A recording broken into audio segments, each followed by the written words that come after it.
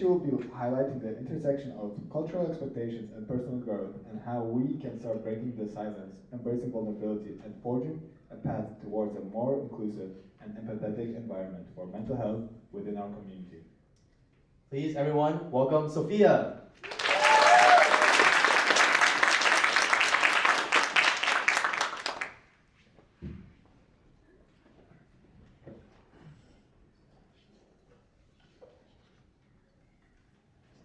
Okay.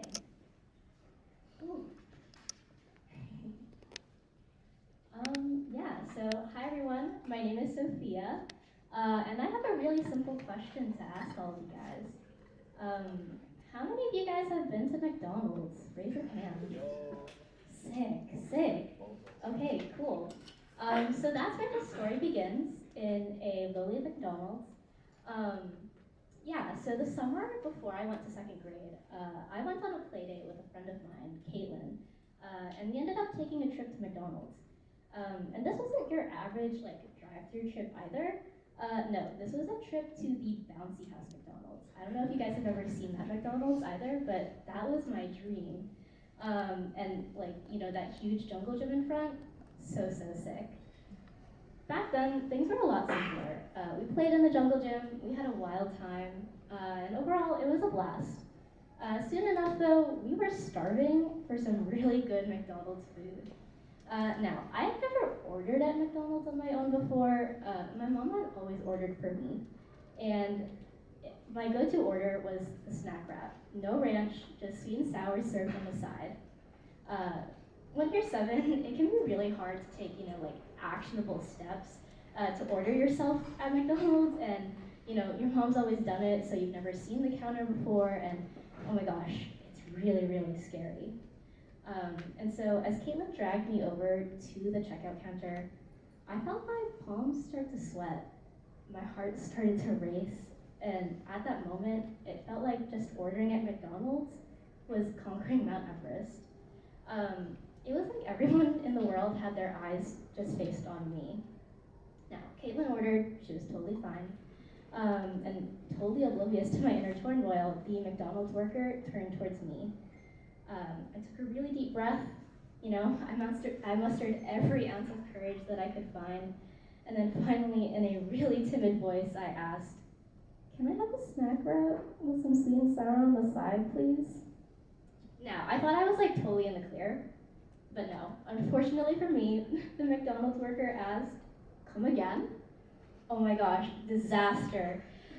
So I did what any other 7-year-old would do at the moment, I 180'd, and I dashed right back to Caitlin and her mom. I didn't even order anything at McDonald's that day. I was so paralyzed by that one interaction. I was still new to being a human. I was only 7 years into my life.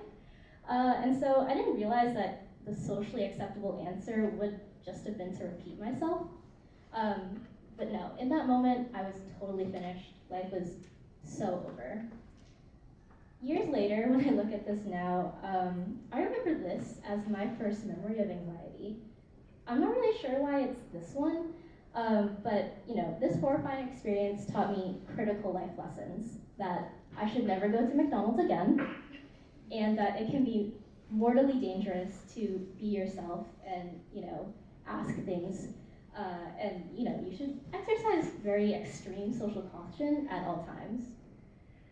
This is the voice of a second grader, but I know that this lesson isn't just limited to me and my debacle of a childhood. It's a defining paranoia that all the human species shares. We share a collective insanity that pervades human cultures throughout the world. An irrational and rather unproductive obsession with what other people think of us. Some might call this social anxiety. Now, when I think back to this memory, the question I really ask myself is why? Why did I get so anxious over asking for a packet of sauce? Well, evolution does have a reason for everything. Back in the olden days, humans, they had a tribe mentality. You see, being a part of a tribe was critical to survival. A tribe meant food and it meant protection in a time where neither was really easy to come by. And so for a human back then, almost nothing in the world was more important than being accepted into a tribe. Fitting in meant you could stay in the tribe, and the worst nightmare you could imagine would be people in the tribe starting to whisper about how annoying or unproductive or weird you were, because if enough people disapproved of you, your ranking within the tribe would drop, and if it got really bad, you could be kicked out altogether and left for dead. Being socially accepted by your peers was everything. Long story short, humans evolved an over-the-top obsession with what other people thought of them, a craving for social approval and admiration, and a paralyzing fear of what it meant to be disliked. Let's call that obsession a human's social survival mammoth, and it looks a little something like this. So I'm going to sketch real quick because I didn't make slides, but I thought this would be more interactive, so give me one moment.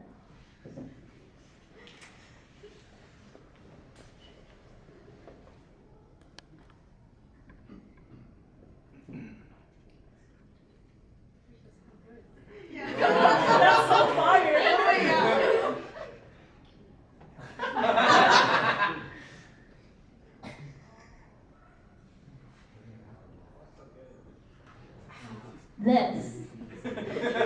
This is your social anxiety mammoth. Now, your social anxiety mammoth exists from your olden days. It basically is a mechanism that allows us humans in the present to kind of, it's a callback to, when we still lived in that tribe mentality. It was, central to your ability to essentially endure and thrive. You basically just have to keep that mammoth well-fed with social approval, and then also pay really close attention to, when the overwhelming anxiety of non-acceptance kind of kicks in, and then you'll be totally fine.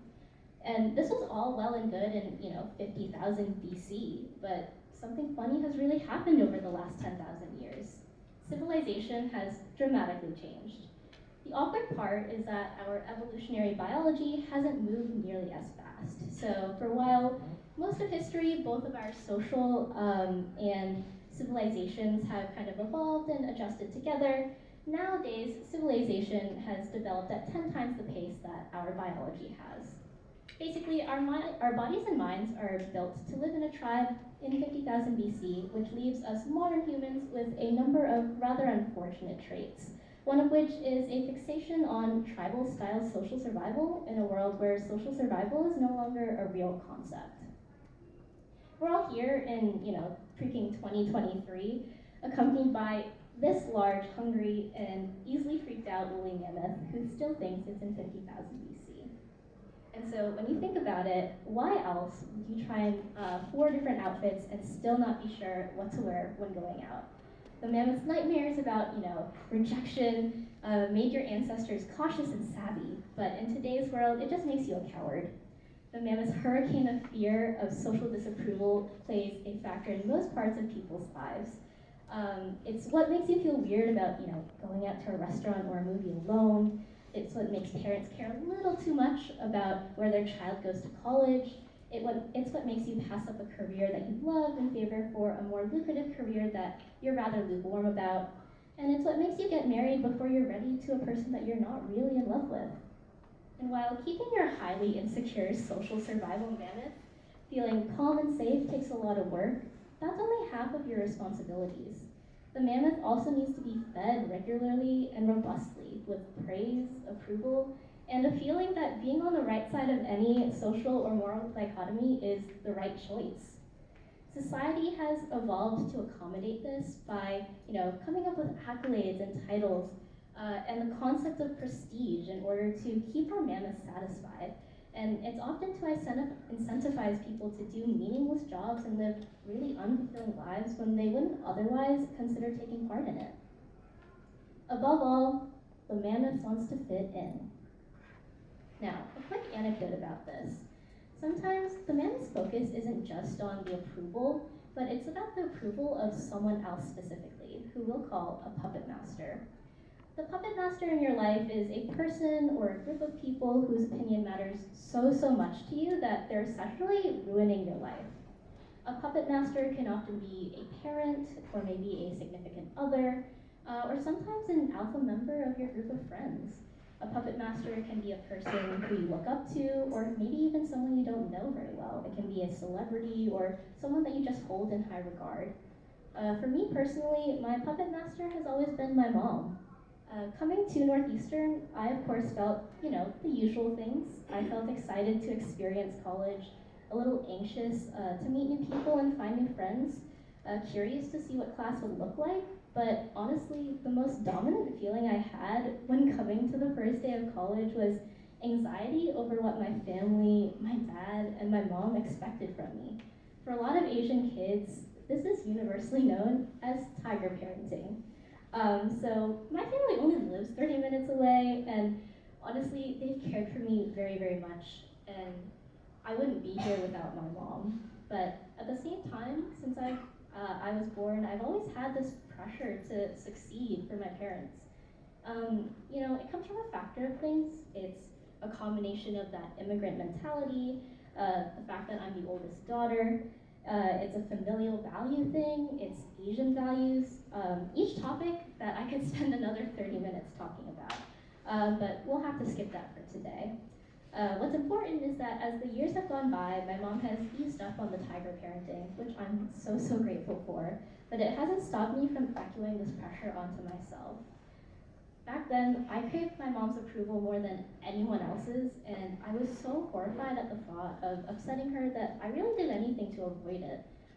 When we get into this toxic state in a relationship with someone like a puppet master, it's like that person's presence just hangs over our heads and over our entire decision-making process, and it even pulls the strings of our opinions and our moral voice, even when the puppet master isn't manipulating anything at all. For me, I found it was of the utmost importance that I recognized this feeling and that I understood that it's not really good for you. With so much thought and energy directed to the mammoth's needs, you often end up neglecting someone else in your brain, someone all the way at the center, your authentic voice, which I will also draw out today. So again, give me one moment.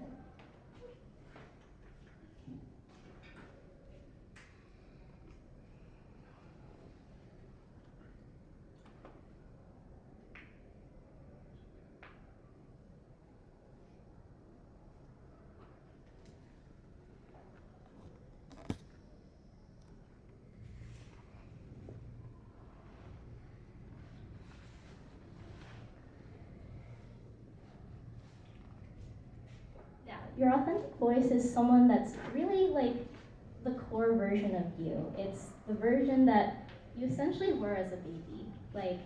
It's someone that really knows everything there is about you.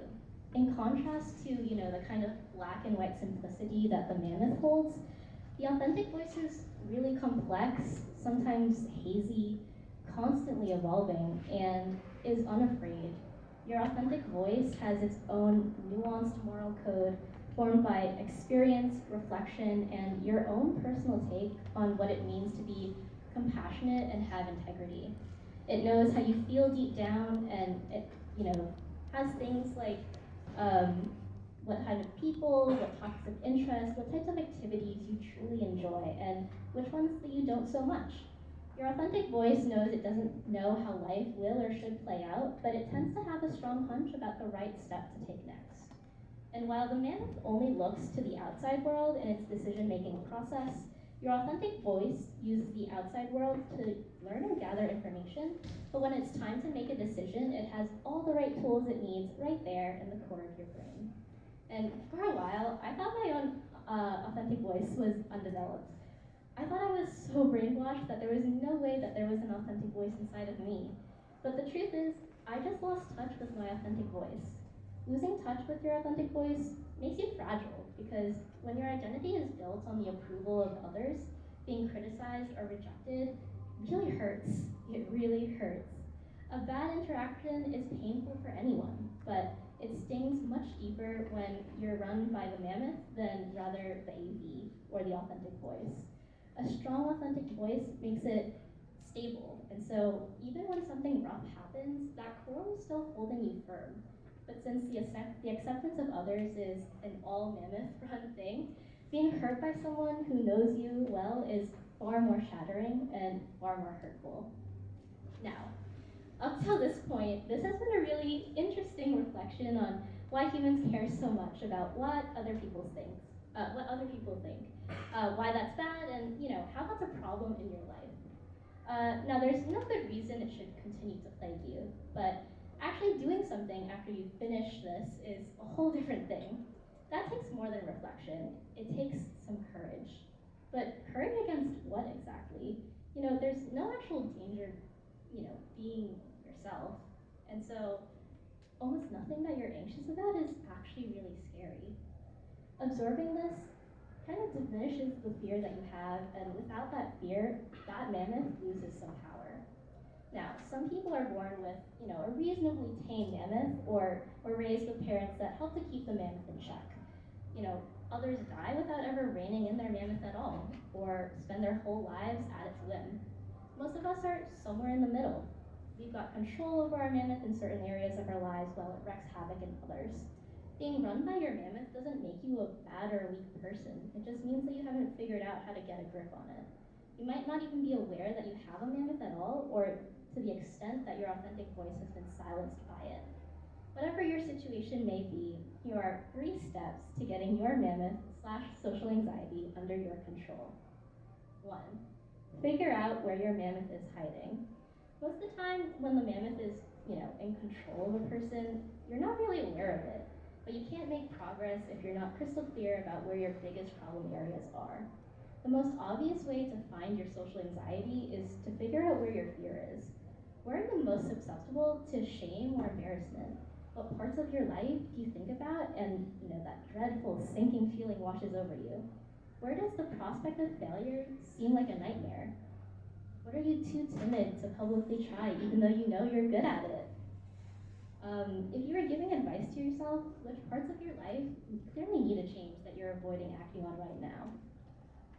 The second place a mammoth hides is in the way too good feelings that you get from being accepted or on a pedestal over other people. And I can say for myself that I am way too susceptible to this. Are you a serious people pleaser at work or in your relationship, or terrified of disappointing your parents, and do you choose to make them proud over aiming to gratify your own needs? Do you get too excited about being associated with prestigious things or care too much about status? Or do you even brag more than you should? A lot of these things, don't come from a place of malice, but they're there anyways. And so it's important to really recognize that sometimes these are just things that are a part of us. And it's always important to not only recognize them, but start to change these things. Now, what it really comes down to is which parts of your life do you need to be entirely yourself? My own biggest fear is that I feel like I'm going to be a bad person if I disappoint or offend other people who love me and have invested so much time into me. And this thought is just so irrational. You're not a bad person for being whoever your authentic voice is in your own life.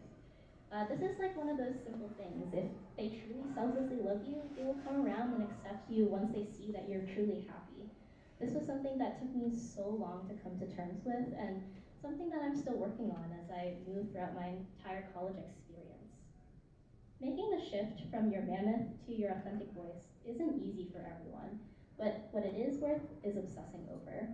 Your authentic voice has been given just one life, and it's your job to make sure that it gets the opportunity to live it.